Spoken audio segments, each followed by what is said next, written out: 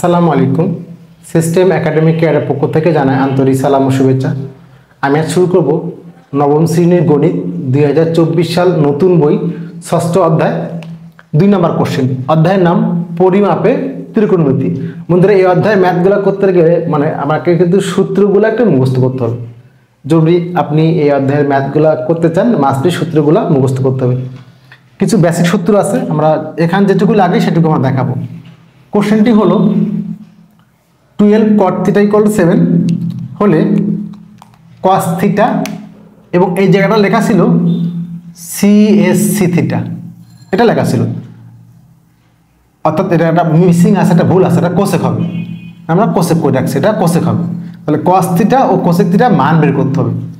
যদি আপনার এরকম কখনো অঙ্ক থাকে, তাহলে আপনি যদি দুইটা মান যে কোনো একটা মান sin cos tan cot একটা মান বের করতে পারেন, তাহলে কিন্তু এইগুলো অঙ্ক, যে কোনো অঙ্ক ইজিলি করা যাবে। 2 নম্বরের সমাধান।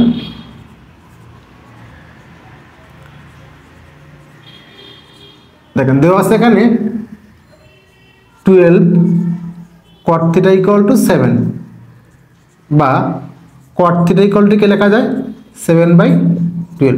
আপনি কিন্তু একটা তথ্য পেয়ে গেছেন cot।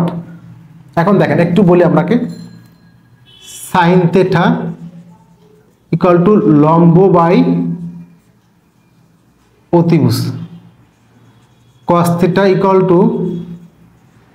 ভূমি বাই অতিভুজ। অতিভুজ আমি অতি লিখছি। tan θ = হলো লম্ব বাই ভূমি, লম্ব বাই। এটা মনে রাখার জন্য অনেকেই বলে, কিছু আমি আমার নিয়মটা শেখাই, ছোলা খাবে বা সুলে খাবে, ছোলা খাবে বা সুলে খাবে, কেমনে? ছোলা, তাহলে sin = লম্ব বাই অতিভুজ, cos = ভূমি বাই অতিভুজ, আর tan মানে কি মাঝখানেরটা, লম্ব বাই ভূমি। আর নর্মালি যেটা শিখি আমরা, সাগরে লবণ অনেক, কবরে ভূত অনেক, টেরা লম্ব ভূত। সাগরে লবণ অনেক, sin = লম্ব বাই অতিভুজ, কবরে ভূত অনেক, cos = ভূমি বাই অতিভুজ, টেরা লম্বা ভূত, টেরা লম্বা ভূত। তার মানে টেরাতে tan = লম্ব বাই ভূমি। কেন এটা লাগবে? এখন আমি একটা ছবি এঁকে নিব। ছবি আঁকার ক্ষেত্রে খুবই একটা ইম্পর্টেন্ট জিনিস খেয়াল করেন। কি ইম্পর্টেন্ট জিনিস? আপনি ছবি আঁকেন, সমস্যা নেই, নাম কিন্তু ইচ্ছা মতো দিতে পারবেন। সমস্যা হলো যদি এখানে যেমন 12, এখানে কিন্তু cot θ, cot θ না বলে cot এও কিন্তু বলতে পারতো। এ বললে কিন্তু এ ভূমি হবে, এটা কিন্তু হলো কোণের মানটা, খুব খেয়াল করে। এ বললে এ ভূমি, বি বললে, এখানে যদি থিটা বলছে, সেটা কোনো মান না, ABC কোনো মান বলে নাই, তাহলে আমি ইচ্ছা মতো লিখতে পারবো। এখানে এ, এখানে বি, এটা সি, থেটা, তাহলে এটা হলো থেটা, কারণ কোণ হয় ভূমির সাথে। এটা ইম্পর্টেন্ট জিনিস। তাহলে cot মানে কি দেখেন, tan = লম্ব বাই ভূমি, tan এর উল্টা হলো cot। কারণ কি cot মানে কি, cot θ সমান হলো 1/tan θ, জাস্ট উল্টানো। তাহলে এখানে ছিল হলো লম্ব বাই ভূমি, তাহলে cot মানে কি হবে, ভূমি বাই, আমি দেখাবো একটু। তাহলে 1/tan, tan মানে কি লম্ব বাই ভূমি,